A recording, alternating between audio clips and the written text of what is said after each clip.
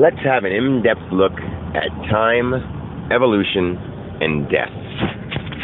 Now, I'm going to go all over the place on this one, but it's very big because sometimes I have what I just called a moving revelation. Like, I don't know, I'm going about my day and all of a sudden a concept or a theme or an idea pops into my head, and it's like not me thinking about it. It's something telling me something. So I think I better grab my tape recorder and just go. And then all of a sudden I start coming to these ideas of things that I wasn't even thinking about, like time, evolution, and death. Those weren't exactly things that I was even thinking about. I was just driving to my first stop and thinking about, I'm going to meditate and take a little nap before I drop off Walmart. And then, boom, it happened. So anyway,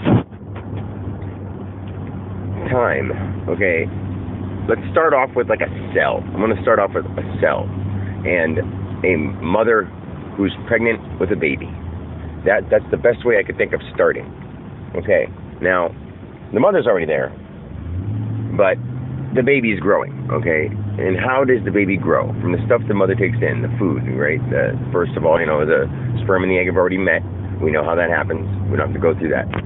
But as the egg starts developing and the sperm develops, into a fetus, into a baby, and all that stuff, all the medical terms may not be proper here because I'm not a scientist or a doctor. So these things are just things that I see and experience and know, but don't know the words that all the professionals know because they just learn it through books, not through going within themselves and tapping into something. I mean, I hate to put it into layman's terms like tapping into the universe or talking to God, but when you start getting messages that aren't from your own thoughts, it starts being pretty interesting. And then when you start going within yourself and going to places that you've never been and experiencing it and being able to taste things and smell things when you're not there, I mean, you're there, but you're not physically there.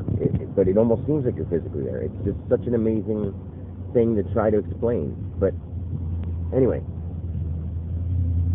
I don't want a tangent anymore, so I'm going to pause it whenever I start going off topic and come back. So, start off with that cell. Okay, the cell is there, and we all know that a cell is a living thing, because if the egg and the sperm didn't turn into a fetus and start forming and growing, there would be no baby, okay? And as that baby's forming, it's a mass of cells that are going through a whole life cycle and evolving to the next step and becoming the part of the body vehicle that they're becoming, right? And time goes on, and it takes 9 months for a human being to be born. But during that 9 months, there's been the evolution of millions and billions and trillions of cells that somehow knew how to separate themselves from the mother's body to the baby's body, to the fetus, until the baby got a spirit in its vessel, and started developing itself. And then as it grows, we see ourselves as like cells. We know that cells, billions and trillions of them, produce every second. Those are life cycles. Those are life cycles. A cell has a life cycle. And there's billions of them on us. So they're going through their life cycles and dying to evolve into the next thing, which is part of us. They're the vehicle that is us, okay?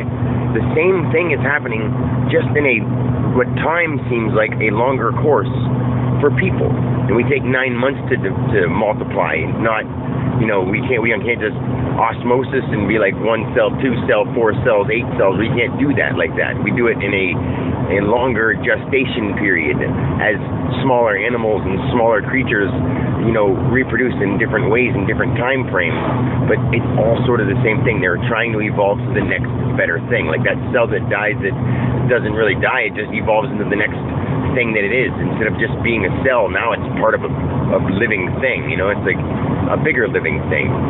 So what we're doing in our life is we're a human in our body cell, let's say, and we are evolving to, when we die, we are going to somewhere else, but that somewhere else is right here where we are, just on a different dimensional plane, on a different experiential plane, on a different everything.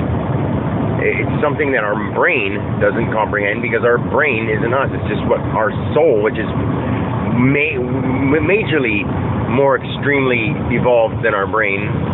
But that's hard for us to imagine because we keep saying the brain is like all supercomputers combined, which yes, it is. It's running all these things, but it's also interpreting the outside information that is so much more. So we know that the brain is huge, but we know that the universe is so much huger, right?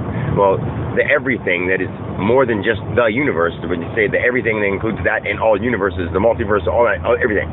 The everything is so much bigger than that. And we are part of the everything. We are bigger than the universe. We will become a universe ourselves when we evolve to that point. And when we evolve to that point, we'll still be trying to evolve to more. That sounds ridiculous, but it's true. You have a goal, you get it, what do you want? Something bigger. You have a goal, you get that next one. What do you want? Something bigger. And in life, you do that. And in life doesn't say human being is life. Life says, hey, in life there's animals, there's plants, there's people, there's objects, there's roadways, there's emotions, there's invisible things that we don't see, wind and sound, and you know what I mean? But we can measure them, so that way we can see them, we can behold their influence, but we can't see them. Like, the craziest thing. Like, do we see water? Yeah, we see that water's there, but then when we look into the water, there's fish and all that stuff, the bigger things. And if you take a drop of the water and you look in there and you see in there's so many millions of little microorganisms in every little tiny thing, especially water. So, and our bodies are mostly water. So those microorganisms are jumping around in our body because our bodies are 70% of that. Take a drop of water and look at it and realize that your body is 70% that. And then start telling me that you're just a human being, okay? And let that help you understand that there is majorly way bigger things happening. And as a human being, you think that's majorly way big because you have this brain that's telling you that, you know, all these things matter. And yes, they do on a certain level, but not at all on a existence level, you know? You don't want to be embarrassed or look ridiculous or just be totally horrible to people. That's of course not, because that's helping, or that would be, you know, hurting your evolution. But what you're trying to do is you're trying to help your evolution. But most people don't know how big of a thing they really are, so they don't look at something like that, evolving to something huge. They just look at it more or less, they're just this person who wants to get this nice, you know, the newest, coolest gadgets, you know, and be like most people, because it's not fair that John has it and Jack doesn't. You know, it's just such a simplified effort of life that people are going through instead of what we really are. Like, I'm looking at the stars thinking like, hey, what's up, brother? You know, like it's like I know that one day, and I've experienced this is so weird for me to say, I know that one day I will be a giant body of air and mass that contains universe or planets, people, beings, thoughts, patterns, frequencies, emotions, all the things that my human body it holds already. But I will hold all those things in a bigger vessel, in a bigger body. And it may sound weird because you will become one with those other things. And at one point, you go past the astral realm, because the astral realm is still being separate from all those things. And there's a point where you go past that to something where those things are all separate things. There's the soul realm. And then there's the something realm. I don't know what anyone has ever called it, because I don't know if anyone's ever been there, where you really are the thing. That all those things are inside your body. Like, you're the universe, and those things are planets, and all those things are inside your body. But you're the consciousness that contains that much information. Now that is a huge thing. And time and evolution and death are just three tiny little things that we think are such a big deal. Death is not a big deal? No. Time is just imaginary. And evolution is important, but we don't even know that what we evolved to. I mean, most people, I would say that I know at least 1 out of 7 billion does. I'm confident in what I'm saying too. Like, I'm not saying that a lot of the gurus and stuff on there, I truly hope that they really understand, because they go about talking about Shiva and Krishna and all that stuff, and that's great. Whatever they want to call it is fine, but there's something bigger than that. But I think they're trying to approach people at a level where people will understand. because you can't come off saying we're going to evolve to a universe. And even if you say that to a guru, they're going to be like, they're going to look at you and think you're ridiculous. But why not? Let them, because they don't believe they're that powerful. Apparently they've never been where I've been. They've been somewhere. People say that your thoughts are just forms in your brain and there is no other stuff, and like there's all these scientific things that I've heard about people, and they're so wrong. And there's people that they sound so behind what they're saying, they sound so believable, and people will definitely fall into that stuff, different traps, flat earth, all this kind of crap. Yeah, flat earth. What's flat earth? To someone who thinks it's flat and looks at it in an astral view, or if we're a hologram, there's no shape at all. Shape is a construct in our minds. Think about that. If you think that everything is a construct and you believe in the hologram, you believe in oneness, you believe in blah, blah, blah, blah, and these are just words we gave.